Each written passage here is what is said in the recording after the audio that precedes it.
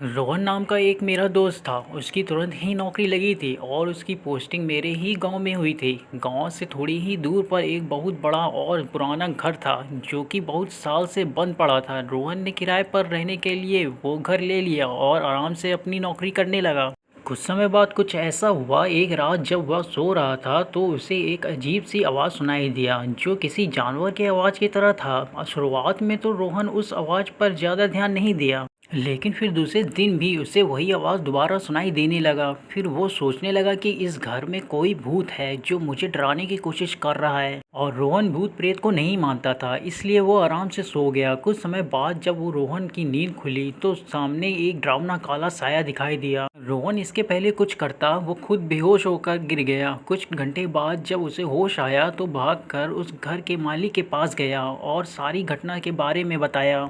फिर मालिक ने रोहन को बताया कि हमारे घर के ऊपरी मंजिल में एक भूत रहता है। बहुत साल पहले इस गांव के कुछ लोग उसके साथ गलत व्यवहार करके उसकी हत्या कर दिए थे। तब से लेकर आज तक उसकी लाश का पता नहीं चला है। कई लोग तो यह भी बताते थे कि रात के समय में इस रास्ते से अगर कोई जाता था तो वो भूत उसे अपने घर में ले लेता था और कई दिनों तक उसका पीछा नहीं छोड़ता था। लेकिन उसे अभी तक कोई देखा नहीं है। कभी कभी उसकी डरावनी आवाज़ सुनाई देती थी और सबकी नींद उड़ा देती थी। रोहन मकान मालिक की पूरी बात सुनने के बाद सोचा कि यह सब कुछ केवल एक कल्पना और बकवास बातें हो सकती हैं, क्योंकि वो भूतों पे विश्वास नहीं करता था। इसलिए वो वहाँ से चुपचाप अपने घर चला गया। कुछ दिन बाद रात के समय लगभग 11 बजे के करीब रोहन खाना खाकर टहल रहा था तो उसने देखा कि चारों तरफ अंधेरा छाया हुआ था और एकदम शांत माहौल था। फिर उसकी नज़र दीवार पर गई और देखा कि घर के सारे दीवारों दरवाजों पर जानवरों की तरह कुछ निशान बनी हुई थी और बहुत से वस्तुओं को बिना किसी वजह से ही अलग अलग जगहों पर रख दिया गया था। इससे पहले उसने वहाँ कुछ भी ऐसा नहीं देखा था।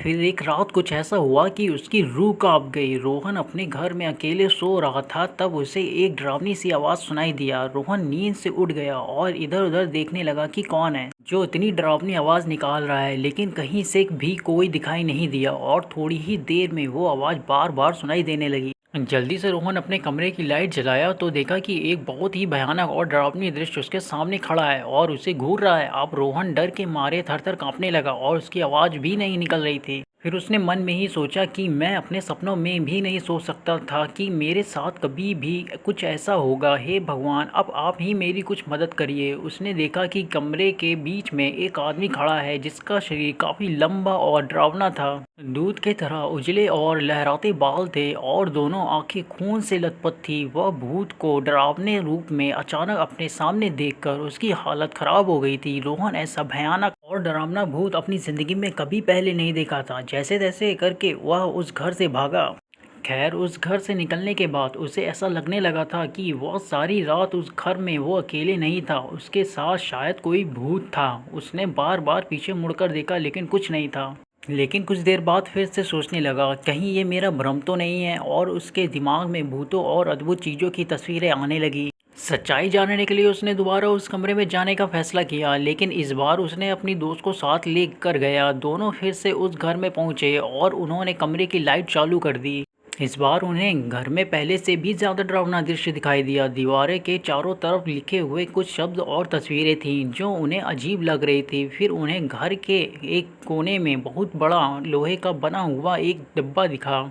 जब वे लोग उस डब्बे को खोला तो उन्हें एक भयानक चीज़ देखने को मिला। उस डब्बे में एक आदमी का लाश पड़ा हुआ था जिसका सिर अलग हो गया था। वो दोनों उस लाश को देखकर पहले से और ज़्यादा डर गए और उसे वहीं छोड़ दिया और उस घर से निकलकर भागने लगे। लेकिन जैसे ही दोनों वहां से भागने लगे वैसे ही उनके कानों में एक डरावना आवाज़ सुनाई दिया, जैसे उन्हें कोई भूत कह रहा हो, वहीं रुक जाओ, यहाँ से वापस जाने का सोचना भी मत। अब तुम दोनों मेरे शिकार बन गए हो, रुक जाओ वहीं पर, नहीं तो मैं तुम्हें अभी मार डालूंगा। रोहन और उसके दोस्त वहीं रुक गए और पीछे मुड़कर देखा तो उन्हें कोई नहीं दिखाई दिया, बस उसकी आवाज़ सुनाई दे रही थी।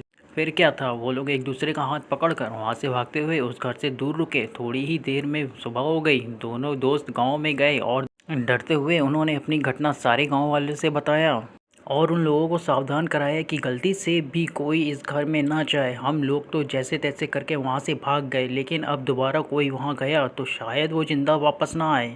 आप लोग कभी मत जाइएगा। और रोहन उसी दिन अपना पोस्टिंग किसी और गांव में कराया और उसी दिन वहाँ से अपना सारा सामान लेकर हमेशा हमेशा के लिए चला गया। दिन पर दिन रोहन उस घर की घटना को भूलने की कोशिश करता लेकिन वो उस घटना को कभी भी भुला नहीं पाया और उसकी रात भी ख़राब होने लगी थी। वो अब रात को सोने में डरने लगा था। Like and share and subscribe जरूर करना। मिलता हूँ आपसे अगली हॉरर वीडियो में, तब तक के लिए गुड बाय।